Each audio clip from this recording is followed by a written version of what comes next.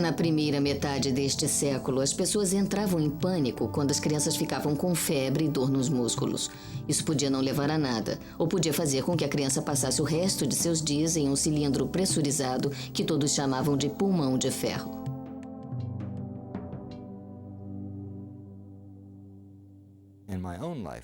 Na minha própria vida, eu estava ciente do efeito dos vírus. Em 1916, por exemplo, que foi 2 anos depois de nascer, houve uma grande epidemia de pólio nos Estados Unidos, particularmente na cidade de Nova York. E, de novo, em 1918, 1919, houve outra grave epidemia de gripe. E nos 2 casos o efeito foi devastador. Eu, é claro, era novo demais para entender o significado daquilo, mas eu me lembro dos corpos mutilados e dos caixões.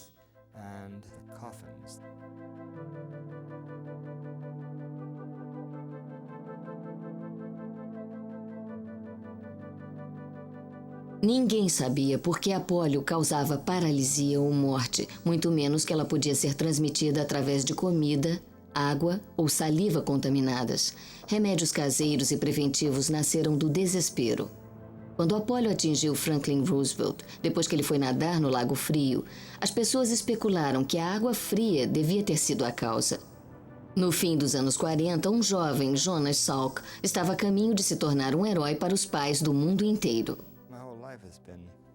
A minha vida toda foi dedicada a ser médico. E foi esse modo que eu escolhi para praticar a medicina. E esse é o padrão do que tem sido a minha vida. Ou tentar evitar doenças, ou sarar, ou curar de algum modo.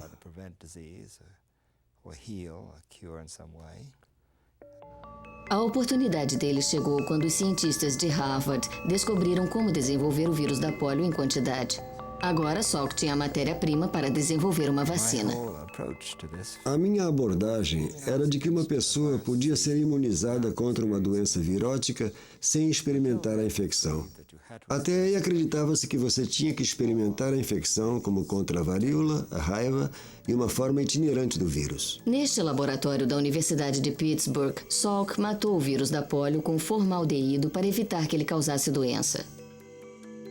Em 1955, depois de experimentá-lo primeiro em si mesmo, ele começou a inocular em crianças. O vírus morto alertou seus sistemas imunológicos sem deixá-las doentes. Isso foi tratado como a maior notícia da história da medicina. Apenas nos Estados Unidos, 2 gerações cresceram sem conhecer a angústia da doença. Não foi nada de extraordinário, como se diz. E foi reconhecido principalmente pelos pais de vocês, de quem o medo foi aliviado.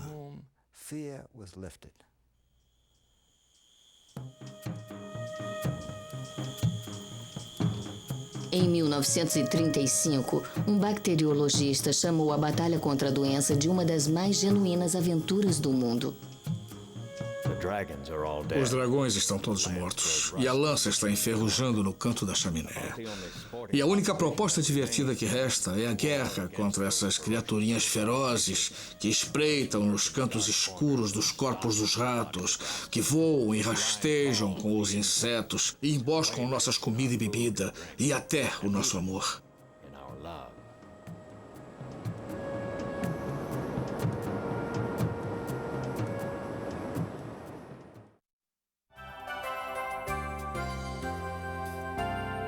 Tudo sobre vírus. Fim da parte 1.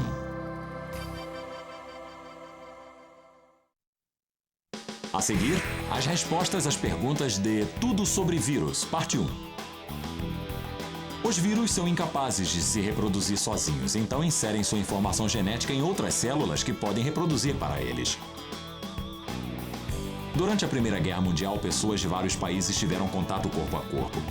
Isso permitiu que uma linhagem de gripe se espalhasse mundo afora a uma taxa sem precedentes. Tente esta atividade em sua turma. Faça com que cada aluno desenhe e classifique um diagrama de uma célula animal e de um vírus. Depois, faça uma lista de todas as semelhanças e diferenças entre os dois. Por que considera-se que um vírus existe entre a vida e a morte?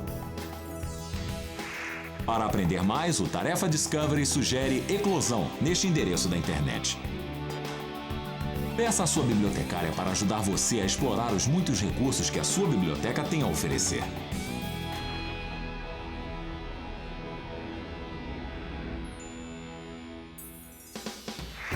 A seguir, perguntas de estudo e discussão sobre Tudo sobre Vírus, parte 2. Por que é importante para os virólogos estudar formas de vida em florestas tropicais? Como os vírus podem ser usados para curar algumas doenças genéticas? Discuta os 2 exemplos do documentário onde a doença foi usada como arma. Quais são as consequências potenciais de se usar vírus dessa maneira? Discovery na Escola apresenta agora Tudo sobre Vírus, parte 2.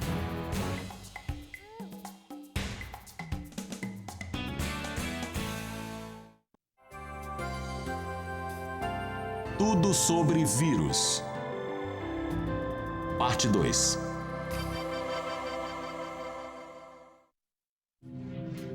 Destruições do rotavírus. Hoje, os novos cruzados lutam para matar os dragões menores que espreitam em um mundo de pobreza, os rotavírus. Um micróbio minúsculo nascido na água que mata mais de 5 milhões de crianças por ano. 5 milhões, principalmente em países em desenvolvimento.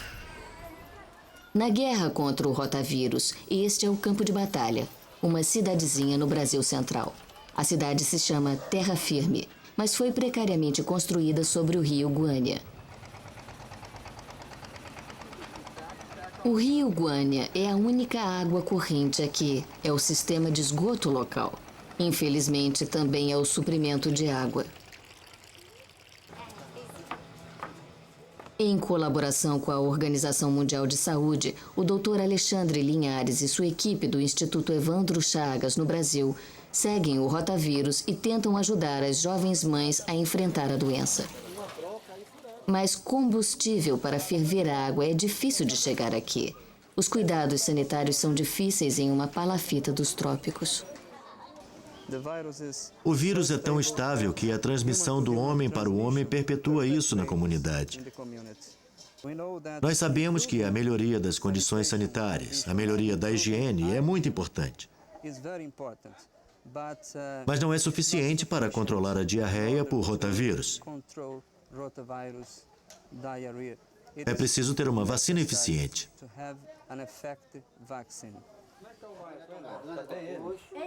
Os pesquisadores monitoram a saúde das crianças e examinam seu sangue para estudar como elas podem desenvolver anticorpos para o vírus. Eles conduzem testes de campo avaliando a eficiência de uma provável vacina. Essa vacina, se aprovada, pode salvar potencialmente 800 mil jovens vidas por ano. Isso requer imunização em massa, mas essa é uma área em que a Organização Mundial de Saúde já tem muita experiência. A morte de uma doença. Em 1967, eles resolveram erradicar uma doença, a varíola. Nós nunca havíamos levado infecção alguma à extinção. A varíola foi a primeira vez em que o mundo se uniu e resolveu que se íamos causar a extinção de uma espécie, então que fosse por uma boa causa para variar. Equipes internacionais de médicos e enfermeiras foram mandadas de porta em porta, seguindo o último caso de varíola até a Somália.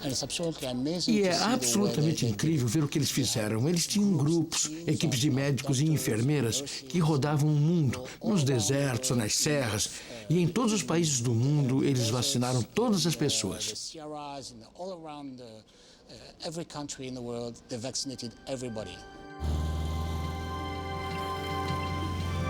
O vírus da varíola só consegue se desenvolver em seres humanos. As vacinações evitaram que ele se difundisse para novos hospedeiros. Então, quando a última vítima se recuperou, a cadeia de transmissão foi quebrada para sempre. A varíola, a doença, desapareceu da face da Terra em 1978. O vírus da varíola ainda está por aí. Estes corredores sisudos levam ao que pode ser o local do seu último descanso. Restaram apenas 2 coleções no mundo. Estão em Moscou e aqui no Centro de Controle de Doenças em Atlanta. A Organização Mundial de Saúde quer que elas sejam destruídas, mas nem todo mundo concorda. Nós não queríamos eliminar totalmente o vírus da varíola porque não entendemos totalmente o vírus, o que o faz infestar. Isso é parte de todo o argumento básico sobre diversidade biológica. Será que podemos perder esses organismos que se estabeleceram em um nicho ecológico particular? Mas o maior perigo é a possibilidade de um vírus da varíola acidentalmente escapar de um freezer de algum lugar onde possa estar armazenado em um estoque esquecido. Ou daqui a alguns anos, quando as pessoas já terão esquecido dele. A ideia de um vírus da varíola escapar e dizimar populações não imunizadas pode parecer ficção científica, mas aconteceu há centenas de anos.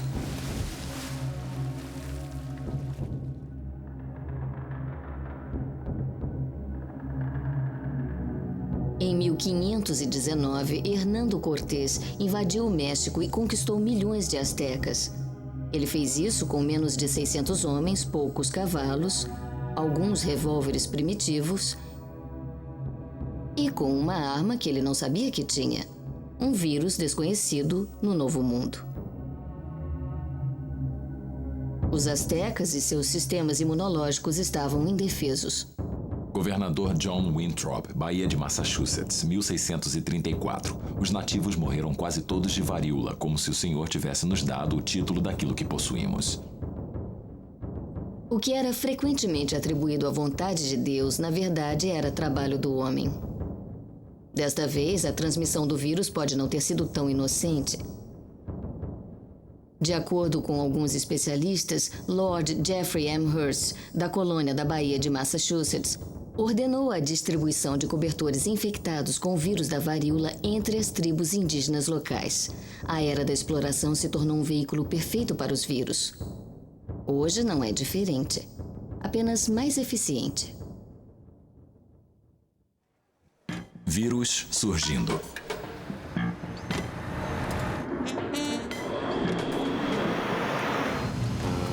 Globalização, superpopulação, cidades apinhadas, progresso. Mas não há progresso sem um preço. Nós continuamos a criar rodovias para o que os cientistas agora chamam de emergência virótica, um curso constante de vírus antigos saindo para procurar novos hospedeiros. Enquanto as pessoas penetram em ambientes que eram inacessíveis para a habitação e a exploração humanas, de repente esses vírus surgiram. E eles surgiram para nós porque estamos entrando lá, estamos atravessando o caminho deles.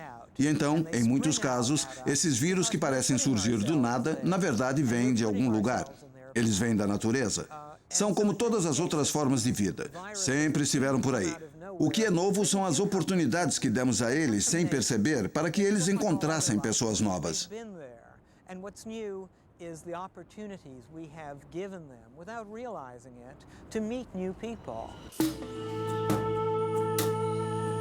Entre os ambientes naturais remanescentes do planeta, poucos estão mudando mais rápido do que as florestas tropicais.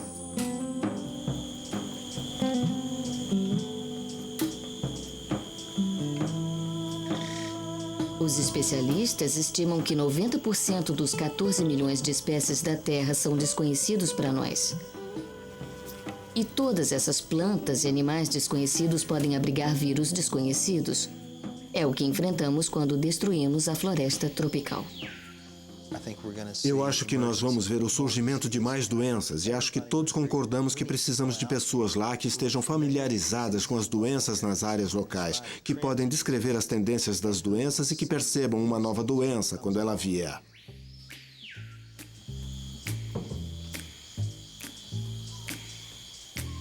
Everybody's got the fever. That is something you all know. O Sr. Hélio Augusto Cardoso Saraiva faz parte de uma equipe de médicos e cientistas que tenta predizer os caminhos da emergência virótica. Seu trabalho? Isca. Augusto é isca de insetos. Ele espera pacientemente na cobertura da floresta tropical brasileira que os mosquitos o mordam.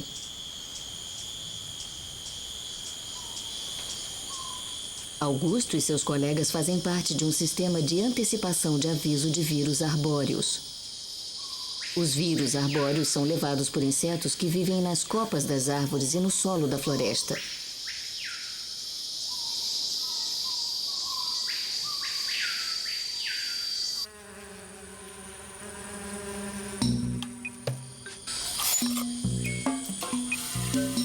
Os insetos encontram um fim súbito quando eles e sua carga de vírus são congelados em nitrogênio líquido para a viagem de 16 quilômetros até o Instituto Evandro Chagas, em Belém, Brasil.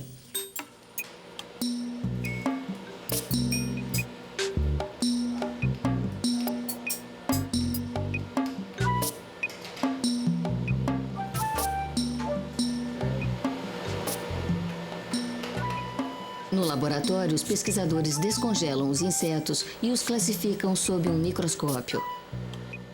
Esses mosquitos podem estar mortos, mas seus vírus estarão intactos, esperando as condições próprias para voltar à vida.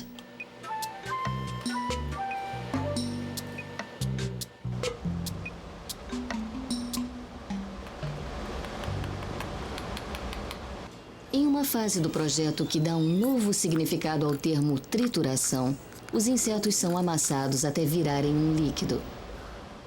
Essa sopa verde de mosquitos é então injetada em ratos de laboratório.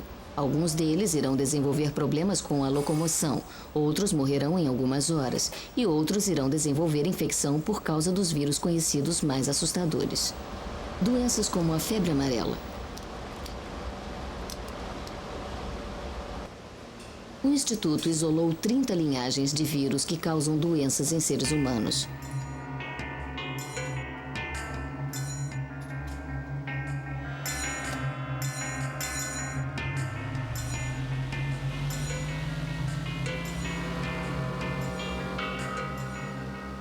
Só nos mosquitos, o Instituto encontrou 40 linhagens viróticas que o mundo nunca tinha visto.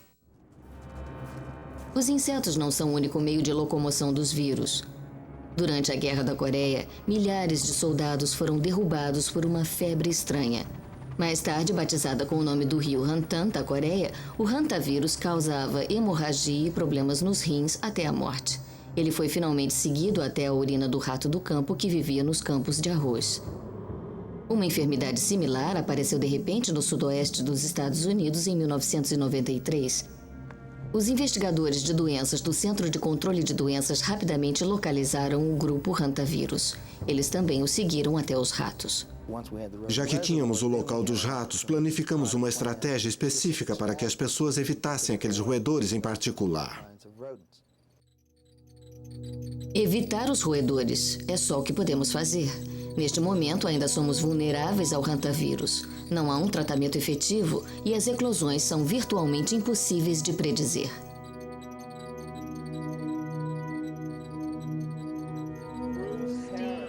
Stevie Abrams, David. Nada mostra mais a nossa vulnerabilidade mais duramente do que a AIDS, a doença causada pelo HIV. Ele é um vírus cuja marcha inexorável em todo o mundo continua a moldar a história deste século. Robert Michael McCabe. Ninguém localizou com precisão a origem do HIV. No Instituto Salk, no sul da Califórnia, o Dr. Salk virou a sua atenção para a AIDS. Ele aceita a ideia de que o HIV foi uma mutação de um vírus de macaco que apareceu pela primeira vez há séculos. Ele surgiu na população humana, muito provavelmente como resultado do uso ritual de sangue de macaco. E aí ele ficou em um nível baixo de frequência, provavelmente em aldeias onde se abrigou. E aí, quando a civilização começou a se expandir, e foi possível viajar, não apenas em aviões, mas em caminhões e outros meios de transporte, e as pessoas se mudaram, eles simplesmente se espalharam. O HIV, vírus da imunodeficiência humana, é um daqueles da família RNA de mutação rápida. Este vírus HIV, que é mesmo muito esperto, não apenas entra no sistema imunológico e mata o sistema imunológico, mas não faz isso imediatamente. Ele pode ficar latente por um longo período de tempo. Ele usa essa propriedade dos retrovírus de fazer uma cópia de DNA de si mesmo, que entra no hospedeiro, se integra lá e onde pode permanecer quieto. E aí uma célula de cura não pode fazer nada, apenas ver a célula. É uma bela célula. Não pode ver que lá dentro está o invasor está escondido. E então o fato do vírus poder estar escondido o torna extremamente difícil de ser encontrado.